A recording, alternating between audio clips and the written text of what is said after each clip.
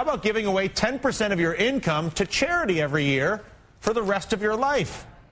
That's just what the group Giving What We Can demands of its members. People in 9 countries have now signed the pledge. And joining us now is Nick Beckstead, co-founder of the group's first American chapter at Rutgers University. And Nick, it's a pleasure to meet you. How are you? Good. Thanks for having me on the show. What are you guys up to here? So Giving What We Can is an organization that promotes effective giving, and we're targeted at eliminating poverty in the developing world. And what does that mean? How do you define effective giving? So we look at how big of life changes we can make and for how many people we can make these kinds of changes. So our members, as you said, pledge to give 10%, and we're built around 3 kinds of ideas. First idea for us is that by doing this, we can make a big impact on a large number of people. Second idea is that it won't cost us that much personally. And the third idea is that it's really important that we target the most effective organizations. And when you look at the idea behind this, which is basically to say, listen, some of the money that I make, some of the compensation that I get will be invested in making the lives of those less fortunate than myself better off. Right. Basically, right? Yes. Now, what are your thoughts on the other 90% of the money? Meaning, it's one thing to think about the way you spend the money, which I think is fantastic. It's another thing to think about the way you make the money. And to the extent to which people think about what system it is they're participating in and how they're getting paid. Am I getting paid in a way that is participating, for instance, in a financial system that's destroying my own country? Am I getting paid in a way for participating in a healthcare system that is sucking my country dry? Do you think that there's room for your generation to engage not just in the giving sense, but also in the way we actually work, what we consider a job to be, if you will?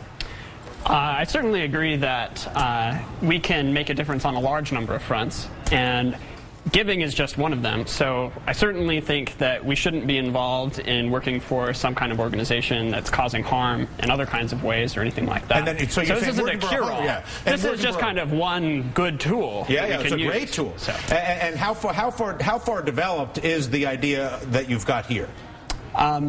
So we've done research on a large number of different causes and different organizations in terms of how effective they are. And sort of one of the main things that we've come up with is an organization called Stop TB Partnership. This is an organization that we recommend. Saves lives for about $450 each. And we think this is Whose lives where?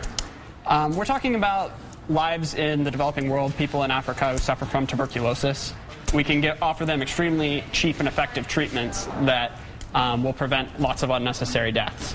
And to put that kind of number in context, we're all about thinking about the big picture with this kind of thing. Someone earning an average income over their life, giving 10% to an organization like that, could expect to save hundreds of lives.